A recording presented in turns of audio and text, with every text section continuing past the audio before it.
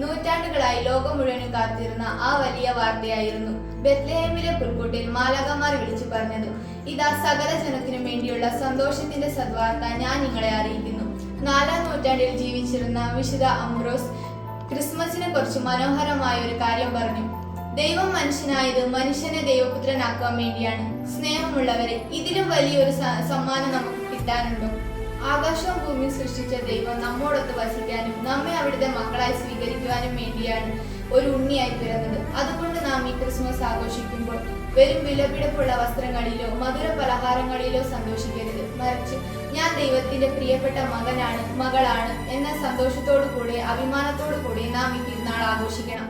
ഉണ്ണീശോ നമുക്ക് പകർന്നു നൽകിയ ആ സ്നേഹത്തെ മറ്റുള്ളവർക്ക് പകർന്നു നൽകാം. ഇന്നത്തെ സുഹൃത ജപമായി പുൽക്കൂട്ടിൽ പിറന്ന ഉണ്ണീശോയെ എൻ്റെ ഹൃദയത്തെ അങ്ങേക്ക് വസിക്കുവാനുള്ള പുൽക്കൂടാക്കണമേ എന്ന് പ്രാർത്ഥിക്കാം.